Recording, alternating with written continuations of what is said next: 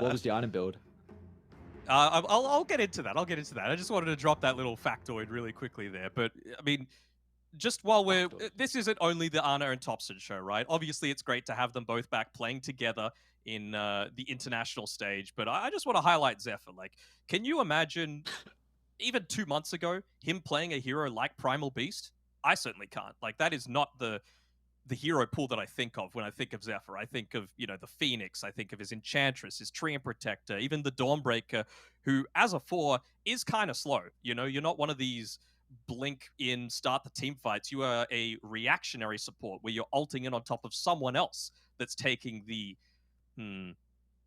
incentive, like the initial part of these team fights. Whereas this time, you are the one. You are the one that needs to start these team fights. So I really think that it's been drilled into him by Topson in particular. I want to see no treant in your pubs. I want to see none of this passive crap. Just go in, and we got you. A different look at least T1 and their heroes and what they're going to prioritize. But for Execration, it's really not a different look out of these guys. Really, I guess the only different thing is maybe Bob playing the Shadow Fiend. But for everyone else, I mean, Pelos, he has a mean pudge, something that is incredibly comfortable on, and we've already gone over the Death Prophet and the Tiny as well. I feel like this is a lineup that Execration have their comfort heroes, but then do they have the 5-man lineup to be able to take control of this game one? Do they have what it takes to be one game up here in our best of 3? Gonna go with a solid maybe for this one. Yeah. I mean, the position 1 Marcy is just completely out of left field. I have no idea how it's gonna go. So I'm just happy to wait, I'm going to sit back, I'm going to watch, I'm going to talk about it more than a lot of other people, but I'm just like Chad at this position. I'm just ready to watch some great Dota. Just ready to watch some great Dota, and that we shall have. TI qualifiers the debut from both these rosters. The back and forth, we got some exciting stuff. We're into it. Last 2 regions as well, battling it out. You got Western Europe going on as well at the same time, but this is where you want to be. Western Europe, yeah. It's SEA. That's where you want to be. We're taking a few big whacks from that tree from Shanks. So item build for position 1 Marcy that he's been going for. I believe it is Phase Boots, Falcon Blade, BKB Basher is the build that Ana's going for, and maxing out the rebound, because again, that's his farming mechanism. That's what he needs to be able to keep up. I mean, you compare what a Marcy's able to do compared to a Morphling. I mean, this might even just be the more aggressive style, which, by the way, Ana's bottom as Dire, if we didn't realize that one just yet. So what are they, just looking to avoid the Nature's Prophet into Pudge lane? I guess. I mean, well, they're not going to. I mean, the Pudge is coming top.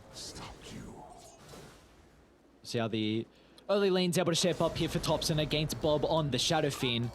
Those early raises spamming out. Topson not going to go for the stick early on. Wants this bottle rush to be able to play it, helping out in regards to the resources. You see how much damage he's racking up. Bob doesn't have enough, unfortunately, for another raise to follow up. Topson is incredibly slow. Look at this. He's like, what do I do? Well, he's had about 2 range creeps denied in front of his face as well, so obviously a very risky proposition there, but yeah, Bob ends up taking a few tower hits, but it's the intimidation factor, this is how you want to start out these qualifiers. Dire's courier has been killed. Certainly does make a lot of sense to pair a Primal Beast together with the Nature's Prophet. It was how they were always going to do it with Kuka and Zephyr combination, but maybe they just feel a little bit more confident with running this into the Pudge there, just for a lot of that consistent damage coming out. But you have to consider, like, Trample, as long as you get the rod off, you don't really care. You're not going to take any damage, basically. Maybe just wanting something that's going to be able to contest with the really strong right clicks from the Pudge. Primal Beast pretty much emulates that with that the Bracer pickup, basically the exact same right click. Still seeing Topson have a very difficult time mid. I guess it's the nice thing about the Shadow Fiend, just with the raises, Topson is always forced to kind of play on a high health pool, making it difficult for him to secure the last hit, so... He'll be fine. Yeah, no, it certainly is quite difficult, and well, at least for the very start of this game, Bob's having a great time, making sure even just if he doesn't get the last hits to soak up all of that experience, realizing how important it is for him to create that little bit of a gap over Thompson. He should have the easier time with being able to get a few of these last hits off, even going for that kill there and forcing Thompson to use a lot more defensive moves coming out and gets the first blood. That has to feel good. Come on, the tips have to come through. There we go. That'll do. Just able to get the outplayed, get the mojo going, and Bob is not the person that you want to get feeling confident. No, not at all. Get this guy online, it's going to be scary here for T1. We've seen what a Shadow Fiend is able to do. Already off to a flying start, and looks like their side lane's gone decently well as bottom lane. Tino 13-1 in combination with the Tiny. This is another lane where I think we're going to have a lot of action breakout. Probably is going to be dependent on Whitemon and really what creep he's able to find from the camps for the success in particular for T1. This top lane Palos is in a bit of trouble. That trample damage is really starting to add up. Cuckoo's not going to continue chasing him down. Zephyr with one more right click. He's not going to go for it though. Back to bottom is Tino falling lower and lower under the safety of the tier 1 tower. Whitemon and Ana not going to continue the chase, but they have brought Tino down into a low threshold where it's going to make it difficult for him to play the lane now. Thank you. Just up on this top side, they have to be a little bit careful.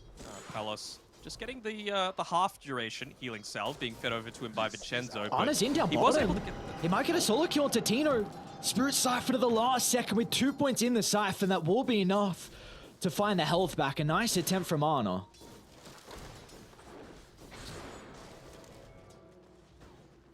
so tense, right? A lot of people, like I was saying before, penciling this in as an easy T1 win. It is not that at all. I mean, nearly doubling the last hits and denies in the mid lane is Bob. Off to a great start. They're going for another dive here, but Tino able to shrug it off for now. Oh, he gets it again. Dude. Oh, no. Bobby, what are you doing? 14 Necromastery now. So his damage is really starting to ramp up. Oh, this is not good. Because Vincenzo looks like he's considering about making some stacks for the Shadow Fiend. If you get this guy into... Is he going to go for the Requiem? He might. Bob charges up the ultimate for the damage. It's not enough onto Thompson. He had just a little bit less mana needed for the Shadow Rays. That last one, otherwise Thompson would have died. Oh my god, the mental damage that would have done would have just been insane.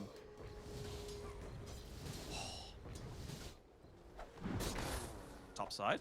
Kalos is a little bit low up here. Zephyr, again, just playing this aggressive style. They're going to Go charge for in. it, but yeah, pops the rot. Palos, can he get out? One more right click from afar. Cuckoo and Zephyr find the swipe. A much needed kill for T1. Despite everything that's happening in this mid lane, though, all the other lanes are going pretty well. I mean, Pudge really sitting towards the bottom end of the net worth. Even Chen almost overtaking him with how aggressive Whitemon's been playing. So he got the, he isn't even going the Bassi. He's just going for that full group up. Again, it's all about the early timings for T1 with this new style of roster. I do like this ward place though from Shanks down by the bottom power rune. It's going to help out the Shadow Fiend from being able to secure some of the runes, but also to scout out Thompson if he looks to fall back to the jungle. All rune spawn up top. Thompson picks the regen. He's got Zephyr nearby to be able to chase down Vincenzo. So got to be cautious about Bob. A couple raises still to play with in regards to the mana. Thompson should be able to get out of harm's way. With the regen as well, so he'll be just fine. We've also got this pesky creep coming mid. That Satyr Mindstealer, man, it's the best creep in the game. Like, you just completely ruin the enemy hero's mana pool. And for someone like an SF, who, I mean, he's been doing a great job so far on Bob to be able to bully Thompson out of this lane, it's not going to continue if you just don't have the mana to do it. My thrift rewarded. With all the heroes though leaving the lanes, it puts Tino in a solo matchup versus Honor, and I feel like the Death Prophet's going to be incredibly happy with this. I suppose, but you've also got to consider that Cuckoo is also farming solo on top this time. You can't move forward on Palos to be able to try and get any farm. You're just going to get sprouted, you're just going to get charged at. The Flesh Heap still has quite a long cooldown. He's only got the 1 point into it so far, so only 5-second duration with a 20-second cooldown. He's going to be in some trouble here. Shanks with the opener. Onslaugh's coming though. They still have Zephyr to be able to get some distance, and now Cuckoo up to the north. He's going to be okay. turns onto the Shanks, but Palos is going to charge into the middle. He recognizes that he just needs to get on top of the Nature's Prophet to stop the right clicks, and Palos does just that. Good movement coming through, but still, it's that net worth lead. It's still sitting in T1's favor right now, and with the regen rune, even Thompson just being able to move back towards the jungle. I actually didn't realize how low this mid tower was already. Less than a quarter HP. Which is going to mean that you can look to dive in through a nice kill bottom, left solo, and with the TP coming in from Cuckoo, so they're going to try and put a little bit more pressure onto these towers around the map, force some defensive rotations out of Execration, rather than all of the aggressive ones that they've been having so far. Good fight by the Power Rune. It's going to spawn up top, in fact, with the invisibility. Bob trying to find the stacks, going to go for the Requiem instead. He's still playing around with the attribute shift, and Thompson once again just lives to see another day. Be cautious though, because Zephyr, with the onslaught, clips onto Shanks. They've got the Wrath of Nature as well, so T1, off the back of the support rotations, will help Thompson stay alive and get a kill onto Shanks. That's the thing about the best teams in the world. You can have one lane go really poorly, but as long as the other two are going just fine, I mean, that's why it was such a big deal that Bob was getting those kills solo without any other assistance. Palos, he's in a lot of trouble here. Ana's got plenty of movement speed to be able to continue this chase, and the T2 tower won't even be a deterrent. He doesn't get close enough to it. So Ana and Cuckoo get another big kill onto Palos, who's really struggling on the Pudge. Dire's top tower is under attack. They did get that kill onto the, sorry, it was the deny onto the mid T1 tower, but that just frees up Bob to start moving through the jungle. They could see him walking up top here. He went underneath the outpost, so look to connect through onto this, look to open up the map a little bit more if he can. Zephyr should be able to get away though. What happens around mid? Whitemon, again, just playing aggressively. They're going to try and get the Sprout in. They will actually land it, but Quelling Blade enables Palos to get away. Just more pressure happening around the map, not giving anything up for free as T1. Do we feel like Execration might lack some early game damage now going to the mechanism and almost hand to God? We're going to see the defense. Yeah, Tino, look at the jump. Oh no, Tino evaporates. Ana playing with the Unleash. Now he's going to turn to try and bring down Palos. It's going to be all up to Bob if they can turn this team fight back around, but the Requiem still on cooldown, so Bob will have no answer as Execration, they lose their tier 1 tower and they lose 2 members. In terms of the damage output, I think it can be a little bit lacking. Maybe not so much once you hit like level 8 on the Death Prophet. I think it's very important to make sure that you've got that 1 point into the silence, and you just need to pop the Exo and have those 4 Spirit Siphon charges working. The other thing as well is they don't exactly have anyone that's amazing at locking people into a small space. That's what you really need for the Exo, for the Chain Frost, as well as the Pudge, to have that greatest level of input. So a lot of this game is honestly on Shanks being able to get into some decent timings. He's going into the phase boots for himself, just because I guess he feels that he can't reliably wait for the Blink Dagger. They're going to get run over in that time, and he wants to be able to quickly run up forward, get a toss back, and use that to snowball through the rest of the team fight. Yeah, I'm pretty sure this is a build that Baboka likes. There was someone at ESL, I can't remember who now, that was going phase boots as well after the change. They maybe just felt like the cast range on the toss was a little bit of an issue, so maybe the phase boots movement speed could help out. I saw someone else, though, I just can't remember who. I think it was Baboka. Yeah, no. It was Baboka, and it's game dependent, right? This is one of those games where you're up against this full-on Zoo lineup that you have to have speed to get away. You kind of have to put yourself in harm's way because a Lich isn't going to be frontlining, a Shadow Fiend pre-BKB isn't going to be frontlining, a Pudge kind of can, but it's still so vulnerable super early on, right? He's not anywhere near level 10, so he's going to have pathetic armor, and when you consider what you're up against, like all these Chen creeps, Nature's Prophet right-clicking you, Unleash coming through from the Marcy, it's way too much to have to deal with. Oh, they're onto the Shadow Fiend. Onslaught's out from Zephyr. Wrath of Nature burst. It's not enough to get the kill onto Bob, and he's been able to charge up the Requiem. Tino with the Exo as well. This is a lock emitter for Execration, and they just get Zephyr. I don't know if that's worth it. 2 ultimates. Yes, you keep the Shadow Fiend alive, but bottom lane as well. Ana, he's going to find a solo kill onto Paolo, so This is something that a core Marcy needs, and a position 1 Marcy in particular. You need to get kills when you have the Unleash available, and Ana has done that multiple times this game. Really loving the way that Zeph has been playing so far. They do get rid of that vision that's enabling him to play this aggressive style, but he's level 8. He is the same, he's higher level actually than the Pudge right now. And it's 12.5 minutes and both supports on Execration aren't level 6. I think Shanks just picked it up right then. So it does feel a little bit weird. They can't take a lot of these team fights. They really need to give a little more emphasis towards picking up that Chain Frost for Vincenzo. Right now, he's roaming around the map, trying to get some stacks off, some D-Ward duty, but feels like they need to just let him be a tiny bit more selfish. Go down the Xiao Bonbon route. So what do you think the play is here for Execration? Because you've taken T1 top, T1 mid. What do you look to do in the next couple of minutes? Because you're down 5,000 gold. You are, aren't you? You need to make sure that you get into the... I want to say the BKB on Bob, but it's going to be a little while away. Like, I feel like you almost have to buy this Ogre Axe just so that you've got that little bit of extra survivability for this inevitability. Like, they will run at you on T1. Like, you know, so you feel like you see this with Chen, Marcy, Primal Beast. It's going to happen. So they just need to try and like shove out lanes as much as they can, be as survivable as possible, get level 6 so that if they dive past your tower, you've got the abilities and the damage to be able to burst them down. Even just the Pudge having more levels, right? He's maxed out the Rot because he needs that to be able to farm more quickly, but you need maxed out Fleshy just to have greater uptime even, regardless of the damage block. Guess we'll see how fast Bob's going to be able to pick up this BKB. We'll have a haste in the arsenal. It's going to help out maybe with a pick-off for a team fight. Pelos is getting a little bit of farm up top as well. Cautious about that Wrath of Nature, but just gets out of vision. So still the net worth lead, not really growing for T1, but Thompson has well and truly recovered after the rough lane that he's had.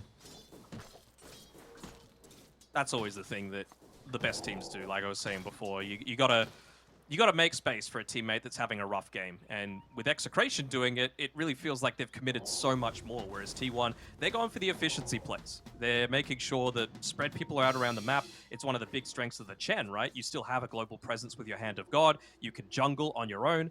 And if someone finds you in the jungle, who cares? It's a Chen. If you're rotating multiple people, then just lost so much. He's aware. He's gonna pop, he jumped in instead. Oh no, he jumped in, and now with the Chain Frost can bounce back and forth. They'll get the Hand of God for the bonus heal. Now Arno's gonna try and turn it around as well. They unleash for the Dispel, and Arno's life still's not enough. They get the kill to the Marcy, but it comes at such a grave cost, as Execration will lose all 3 members in the skirmish party. I believe. Tino, maybe. Alright, they got him. Dobson gets the double. Arna loses his streak, but all of Tier 1 show up huge with the rotation down to bottom.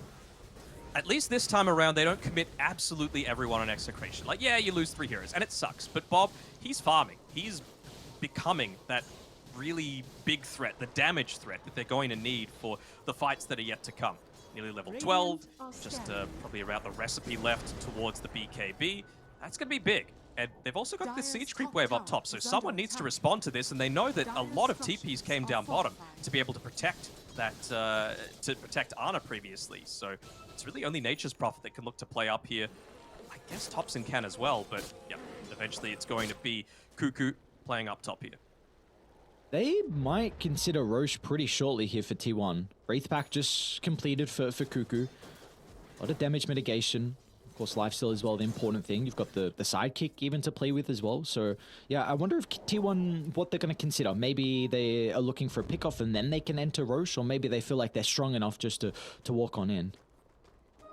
Don't know if they can do it without Morphling, though. You still, I think, need Morphling's damage to be able to get anything here. And good positioning by Vincenzo to bump this smoke.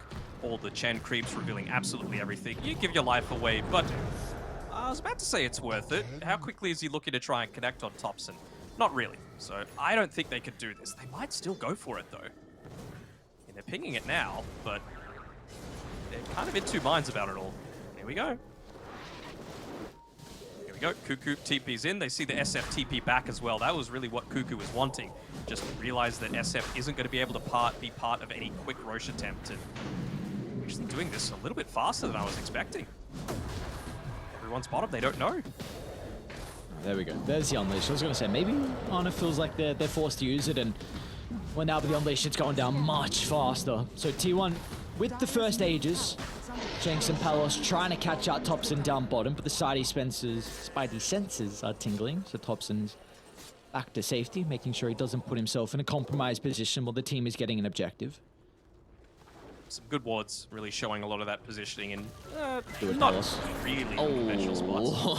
Oh, close. Oh, the creature's walked in the way. God damn it.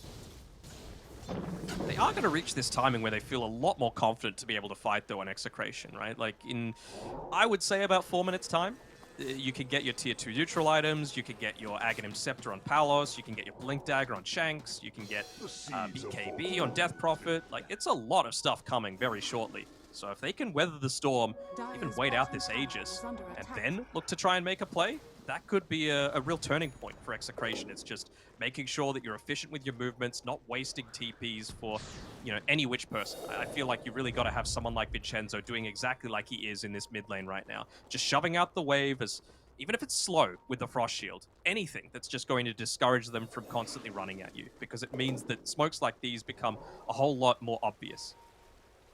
I see Tino with the Observe Ward farming in the jungle. Bottom lane as well.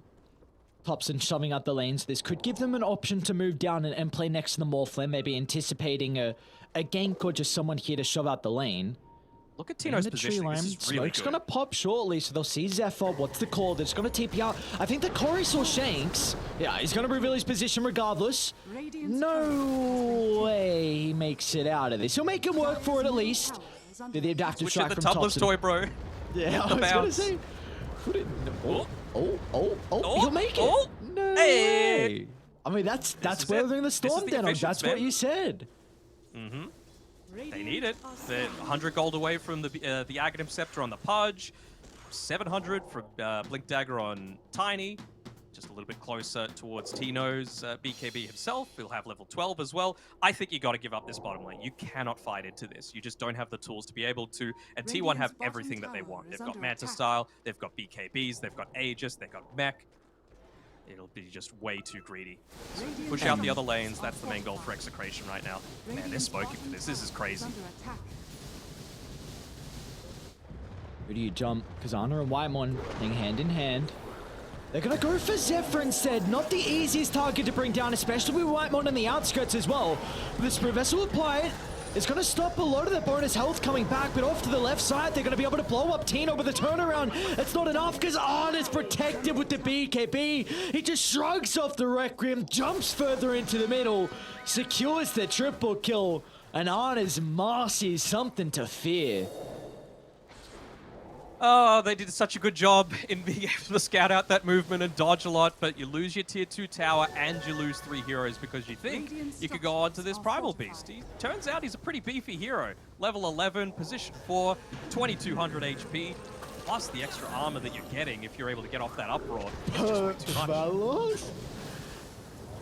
much. Looks Topson and baits Arna to jump in.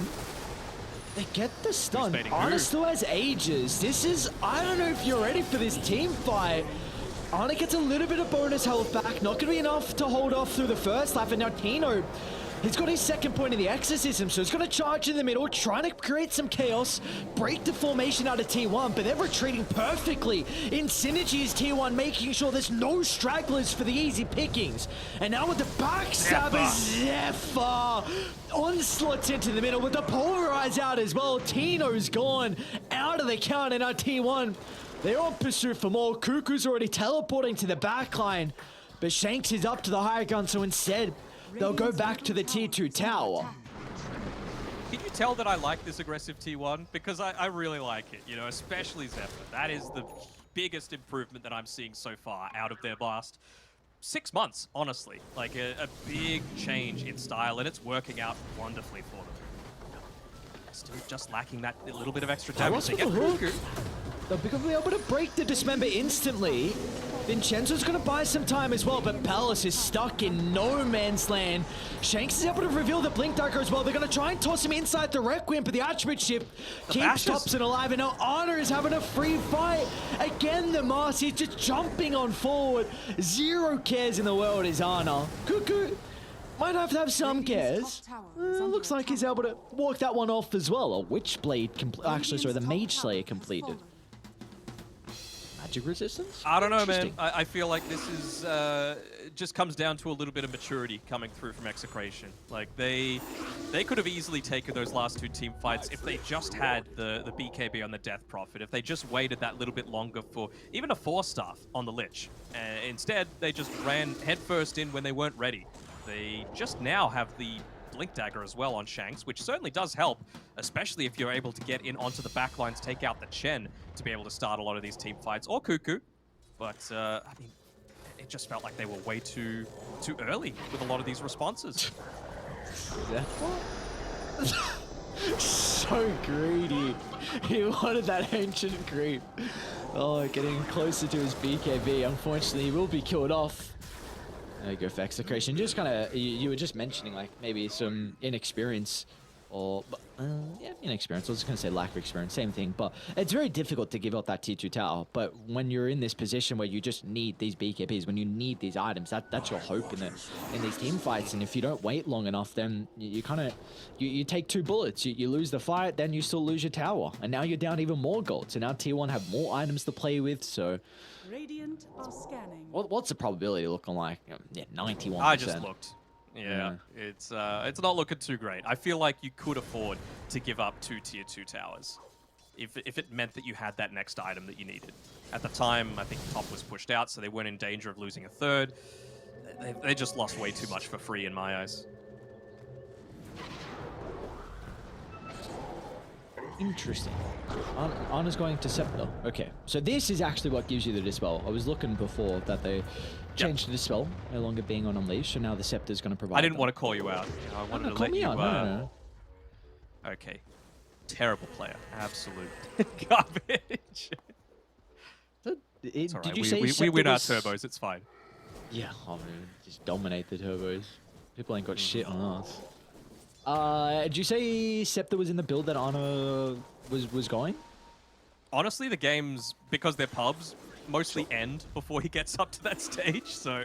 I mean, normally ends after he gets the Basher. Yeah, it's getting close, isn't it? Yeah, it's getting close. With a smoke on smoke, we'll see what they can do on Execration. Playing around that triangle for the moment. Tino unsmoked, moving to the front. Oh, 2 ships passing in the night. Well. Vincenzo's going to pop the smoke and then they jump the Lich instantly. Not the bit. Oh, nice force. All right, he's out. They got a pretty good ward on the high gun to play with, so Shank's going to jump in. He just missed the toss. That might have been the cast range change. Even just like 100 less cast range meant that he wasn't able to get it onto the target that he needed. Position 4 Tiny Nerfs is really starting to become a bit more of a factor. Man, look at Cuckoo at the bottom of the map. All of these bloody trees just fanning out across the map like spiders right now. He's done that multiple times. And look at Zephyr's position in the left tree line. He's ready to jump. He's got this BKB. So it'll be a full duration pulverize coming out. Plenty of control to allow the cores just to go to work. He's not careful, he'll start to get addicted to this style of just diving in a little bit too deep. I mean, is this a bad thing? I don't know. No. Never said it was a bad thing. Okay, just something that could happen. I mean, he's just going to put himself up on the front lines, saying, you know what, I've got a bunch of auras from the Chen. He's backing me up. Whitemon even having the pipe as well. So even if they dive onto him, I mean, just the passive 30% magic resistance is really nice for a Chen. Plus the cloak aura, plus everything else that you got. Ooh, Bob trying to charge up the Requiem. They need to toss him directly on top of the Shadow Fiend. They're going to be able to do so, but the BKB, the nick timing from Zephyr and our Execration, they got to get out. Cancel the team fight, but the Bashers are there. Bob will not escape. And Noble Shanks and Thompson wants more blood.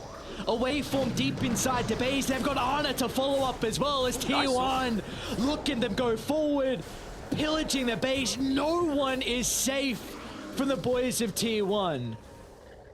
They're ready, and they want to converge potentially on mid. I mean, they've got the siege creep there. They've got a second wave coming. Looks like for now, they just want to close out all of these outer towers for now. They're willing to spend all the ultimates to do so, especially considering they know the exorcism's about to wear off. So what's stopping them moving forward? Maybe Roshan just wanting to extend their lead even further. But, I mean, no Requiem, no Chain Frost, no Exorcism. They could have gone high ground if they wanted to. Oh, they're going to see Zephyr in the tree line. All right. Take a kill where you can find it. Shanks is, thank you very much. I'll yoink that. Now, who do we reckon's getting this shard? You'd have to say Thompson, right? Yes, I would say so. But what about the curse of the old growth coming through for Cuckoo? Ooh, scary. Nah, it's not going to happen. What a trash big shot. They got a great ward on the higher gun. Anna's instantly going to jump to try and protect that. Right by Vincenzo. There's no try. He protects it.